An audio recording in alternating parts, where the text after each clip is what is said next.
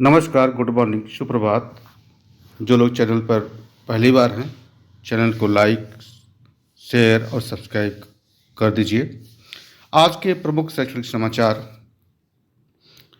तो पहला समाचार है, पीसीएस साक्षात्कार से पहले आयोग को मिल सकते हैं 4 सदस्य। तो आयोग में जो उत्तर प्रदेश लोक सेवा आयोग में जो सदस्यों की संख्या जो पहले है उसके बारे में पढ़ते हैं। उत्तर प्रदेश लोक सेवा आयोग यूपीएससी के 4 नए सदस्य मिलेंगे। इसके लिए चयन प्रक्रिया तेज कर दी गई है। पीसीएस 2024 के साक्षात्कार से पहले रिक्त 4 पदों पर सदस्यों की नियुक्ति की उम्मीद है। ऐसे में साक्षात्कार के लिए सभी 9 बोर्ड का गठन हो सकेगा। आयोग में अध्यक्ष के अलावा सदस्यों के कुल 8 पद हैं। तो इस हिसाब से ये महत्वपूर्ण खबर है कि कितने पद हैं सदस्यों के। तो 8 पद हैं, मतलब 8 अध्यक्ष, 1 अध्यक्ष और 8 सदस्य हैं। अगला है कि शिक्षकों की उपस्थिति सुनिश्चित करने के लिए प्रस्ताव देगा कमेटी। अपर मुख्य सचिव की अध्यक्षता वाली कमेटी शिक्षक प्रतिनिधि भी शामिल। तो प्राथमिक उच्च माध्यमिक विद्यालयों के शिक्षकों की उपस्थिति सुनिश्चित करने की कयावत तेज हो गई है। उच्च न्यायालय की ओर से दिए गए निर्देश के क्रम में शासन एक 12 सदस्यीय कमेटी का गठन किया है, जो 15 दिन के अंदर शासन को अपना प्रस्ताव देगा। तो कितने सदस्य? एसआई जेई भर्ती अभ्यर्थी खुद चुन सकेंगे परीक्षा तिथि और शहर। तो एसएससी के द्वारा जो जूनियर इंजीनियर और इलेक्ट्रॉनिक परीक्षा 2025 और दिल्ली सशस्त्र पुलिस बल एसआई 2025 का पेपर उम्मीदवार को परीक्षा तिथि शहर चुनने की सुविधा दी गई है। ठीक है, तो ये भी किया गया है। और डीएलएड में प्रवेश के लिए इसी माह के अंत से आवेदन, तो नवंबर के आखिरी से आवेदन डीएलएड के लिए शुरू हो जाएगा। होमगार्ड की भर्ती में भी 1 टाइम रजिस्ट्रेशन जरूरी। तो अभी यूपी में होमगार्ड की भर्ती चल रही है और उसके लिए रजिस्ट्रेशन करना होगा, उसके बाद भर्ती कर सकते हैं। आईआरटीसी में होगी साक्षात्कार से सीधी भर्ती। आईआरटीसी के ट्रेनों के भीतर रेलवे स्टेशन पर ऑनलाइन सेवा में अतिथि की निगरानी और पर्यवेक्षण के लिए बड़े पैमाने पर चरणबद्ध तरीके से पर्यवेक्षक पदों की भर्ती करने जा रहा है। तो ये किसमें भी होगी और उसके लिए क्या क्या शैक्षणिक योग्यता होगी। तो ये लिखा हुआ है क्या क्या होटल मैनेजमेंट होना चाहिए, बीएससी पर्यटन मंत्रालय के अंतर्गत ये होना चाहिए, अनुभव कम से कम 2 वर्ष का होना चाहिए और आयु सीमा कितनी होनी चाहिए, तो 28 वर्ष तक अधिकतम, और भी 1 अक्टूबर 2025 का। डीएलएड में प्रवेश के लिए आवेदन इसी महीने के अंत से, तो ये अभी हम लोग देख लिए थे कि इसी महीने के अंत से, नवंबर के अंत से ये डीएलएड में प्रवेश होगा। प्रदेश के 67 जिला शिक्षा प्रशिक्षण संस्थान डाइट में ये कितने सीटें हैं? 10,600, और ये 10,600 कॉलेज हैं सरकारी जिसकी बात दिया गया है इसमें। पहले चरण की वोटिंग में पिछले बार से 31 लाख अधिक मत पड़े। ये कहाँ का है? बिहार में वोटिंग हो रही है। पहले चरण का मतदान हो सका है, तो वहाँ पे 31 लाख से ज़्यादा अधिक मत पड़े हैं। सिर्फ आधार से नहीं बन सकते हैं मतदाता, या नहीं बन सकेंगे मतदाता। तो एक बढ़िया खबर है ये कि आधार से विधानसभा और लोकसभा चुनाव में सिर्फ आधार को दिखाकर मतदाता नहीं बन सकेंगे। अगर आपका नाम वर्ष 2003 की मतदाता सूची में नहीं है तो अपना नाम शामिल करने के लिए सिर्फ आधार कार्ड का होना पर्याप्त नहीं होगा, इसके लिए कोई और दस्तावेज भी देना होगा। इसके बारे में चुनाव आयोग ने अलग से सभी जिला निर्वाचन अधिकारियों को उनके मोबाइल पर संदेश भेजा। इसमें कहा गया है कि भारत के संविधान के अनुच्छेद 326 के अनुसार सिर्फ आधार किसी के मतदाता बनने का योग्य नहीं बनाता। आयोग के संदेश मिलने की पुष्टि कई जिलाधिकारियों ने किया है। संदेश 2 हिस्सों में है। पहला मुख्य चुनाव आयुक्त के संदेश की वीडियो रिकॉर्डिंग, दूसरा टेक्स्ट मैसेज के शब्दों में लिखा हुआ।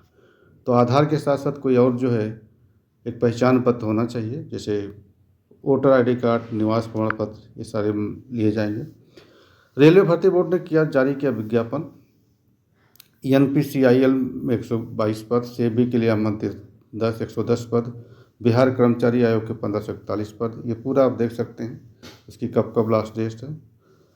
अभी हम लोग बात कर रहे थे आईआरटीसी में निकली 46 पद।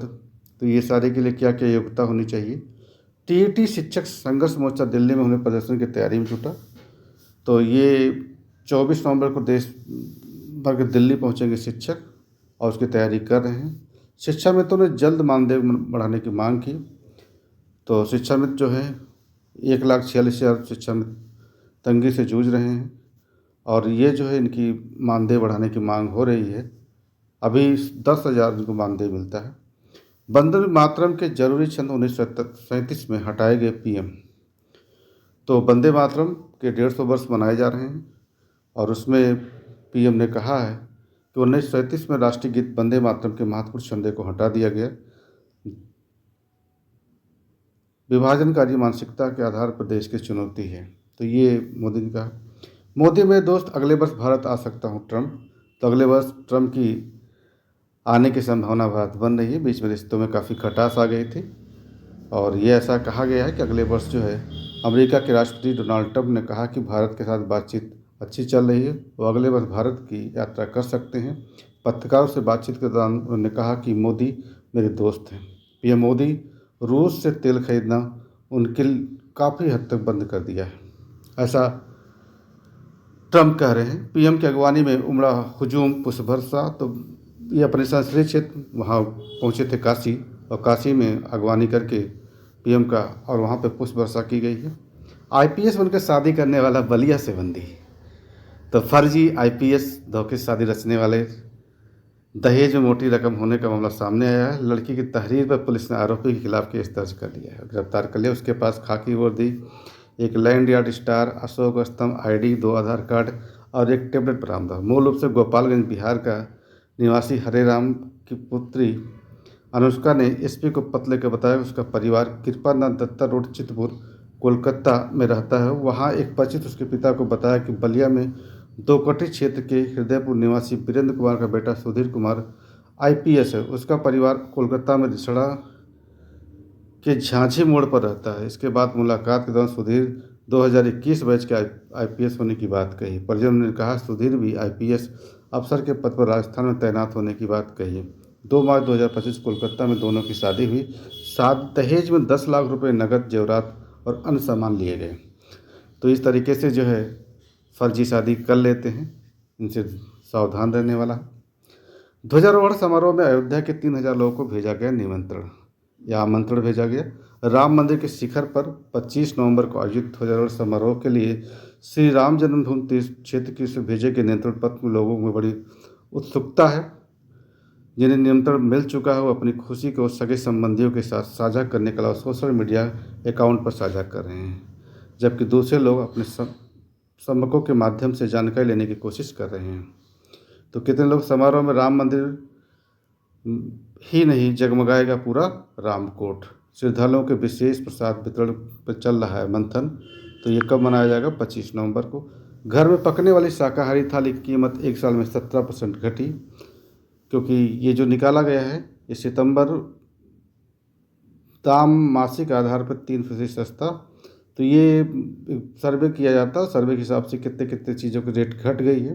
जैसे 40% घटे टमाटर के दाम, 21 से 31% सस्ता हुआ आलू, 70% घटी दालों की कीमत। तो इस आधार पर निकलेगा। भारतीय हॉकी के 100 वर्ष दिग्गजों ने मनाया जश्न। तो भारतीय हॉकी के कितने साल पूरे हो चुके हैं? 100 वर्ष। भारतीय हॉकी के गौरव से इतिहास के गवाह है मेजर ध्यानचंद स्टेडियम में शुक्रवार को सुबह गुरबख्श सिंह, असलम शेर, अशोक कुमार, जफर इकबाल, हरविंदर ने भारतीय हॉकी का सफ़र 1925 से शुरू हुआ था और 1928 में ओलंपिक में भारत ने पहला स्वर्ण जीता था। गौरवशाली इतिहास की जीने के लिए खेल मंत्री मनसुख मंडविया। तो ये हॉकी के कितने साल पूरे हो गए? 100 साल। पूरे देश में मनेगा जश्न। ये भी कवर था। सरकारी स्कूलों में ऐप से मिलेगा होमवर्क, टाइम टेबल और नोट्स। तो सरकारी स्कूलों में ये ऐप के माध्यम से मिलेगा। दिल्ली में सरकारी स्कूलों के छात्रों को होमवर्क, टाइम टेबल और नोट्स ऐप के माध्यम से मिलेंगे। सरकारी स्कूलों को स्मार्ट बनाने की दिशा में दिल्ली सरकार एक स्कूल वेब ऐप लॉन्च किया है। इस ऐप पर छात्रों को अपनी उपस्थित रिजल्ट की जानकारी भी मिलेगी। सरकार इस पहल को उद्देश्य शिक्षा व्यवस्था को स्मार्ट बताते हुए सभी सुविधाओं को एक प्लेटफॉर्म पर उपलब्ध कराना है। तो ये कैसा, जैसे अपार आईडी बना हुआ था, ऐसे ऐप के माध्यम से विद्यार्थियों की सभी जानकारी मिलेगी। जय हिंद।